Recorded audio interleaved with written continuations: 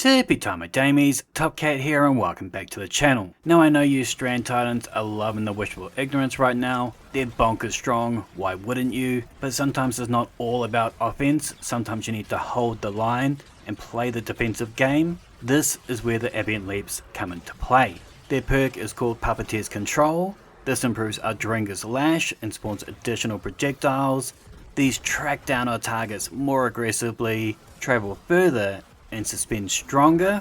We're going to gain Woven Mail when we suspend targets, giving us that stupidly strong 45% damage resist for 10 seconds. Now naturally we're going to need to equip the Drinker's Lash aspect to make those ripples, and targets that we hit and destroy are going to unwind into tangles when defeated. I would highly recommend running the Relic Barricade.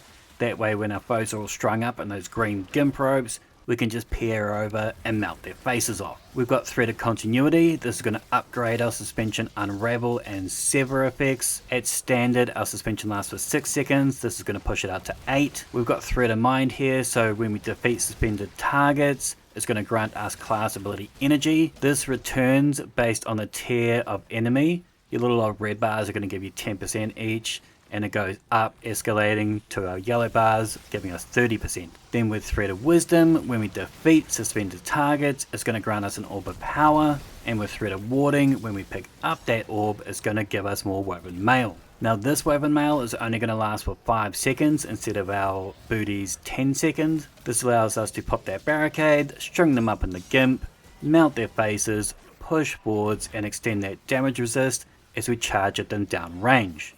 Now I'm running one Reaper mod to make us an Orb of Power when we get weapon kills after planting our barricade, and a distribution mod is going to push up all our ability cooldowns when we use a barricade close to enemies. In the artifact we have Elemental Coalition, so by defeating a target it's going to give us a chance to generate an elemental pickup matching our super.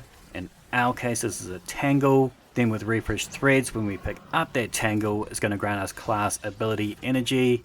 Then we've got Tightly Woven, whilst we have Woven Mail active, which we pretty much have full time thanks to our exotic booties. We're going to gain an increase to our class ability and grenade stats. I believe this to be a 30+ booster, similar to our font mods. Holler at me in the comments if you know otherwise, but these are the numbers I'm getting. All of this results in us getting a 4-second rally barricade. You'll think you're at an S&M convention with the amount of people strung up. With Tangled Web, when we create one of those tangles, it's going to deploy a secondary suspension to nearby combatants, extending our gimp party. And with Threaded Blast, when we destroy a tangle, it's going to have a larger strand explosion, and the damage increases too. This pairs beautifully with that Into the Fray strand aspect, whereby destroying a tangle or casting our super is going to grant us Woven Mail. I used to just drop these at my feet for that bonus mail.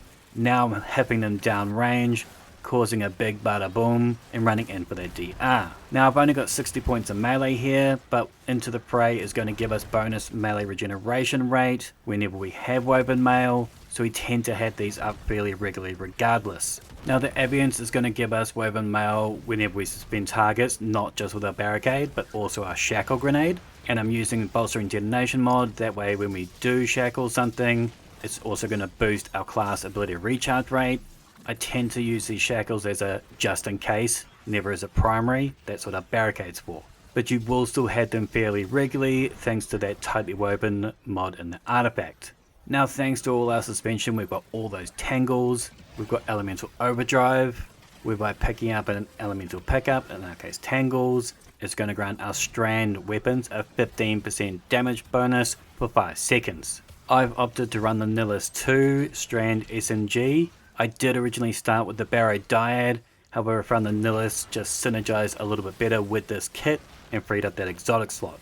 I run mine with Slice. This will debuff our enemy's damage output by as much as 30%, and trust me, when they're severed and you've got Woven Mail, you ain't dying. I also run Surrounded on mine, that's another 47% damage bonus, absolutely nuts. For my armor selection, I've gone 2-piece Last Discipline. This gives me the perk Terminal Velocity, so our final blows with primary weapons grant us an increased reload speed. And then I'm running a 2-piece Aeon Adapter set. This gives us the perk Force Absorption, so final blows with any rocket or grenade launcher temporarily decrease incoming area of effect damage. This helps tremendously when you're stuck behind your barricade. Just taking that barrage in, it'll suck up a bonus 10% of it. Now if GLs and rockets aren't your Guardian's vibes, I would probably swap this out for a 2-piece Bushido, but I really do find it works well with these exotic booties. I've been wanting to make this kit since day one of launch, and I'm very happy to abuse it with my wild style GL. I'm rocking an incandescent one, that way we hit one of those targets all strung up, and just watch the rest fry away. I would recommend running one with Danger Zone if at all possible. It's going to reduce incoming splash damage to yourself, and it allows you to treat this GL much like you would a shotgun. But I am going to assume most of you that have this GL probably have reconstruction in their left hand column.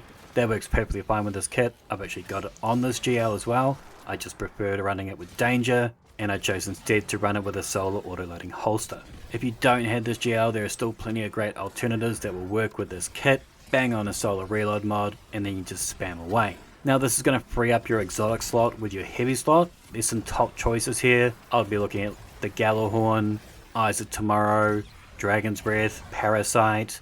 They're all going to synergize really well with that Abeyant armor set. I used them all, I loved them all, but I did keep falling back on the lament, particularly whilst I'm trying to grind my light up. It's that way this kit can deal with all 3 champions with ease, and it's one less thing I have to worry about when setting all my mods and everything whilst running the GMs. The reason I'm harping on about solar weapons is we're going to run the Cauterize mod and the artifact, whereby enemies that are debuffed by either strand or stasis are going to receive 47% more solar damage. So anything strung up is going to get melted by our solar weapons. That definitely raises the value of this wild style. Now feel free to pause here for all my mods, fragments and artifacts, but there will be a dim link in the description down below. Now for my stats, I've gone 2 pieces of gunner, 1 a specialist, 1 grenadier and 1 bulwark. This gives me 100 weapons, 100 class, 90 grenade, and 60-60-60 for my health, melee, and super. Let me know what you think in the comments down below. It's tremendous crowd control and makes you feel safe the whole time. Make sure to thumb it if you dug it, sub if you're new, and as always, tippy time my damies, what a tie.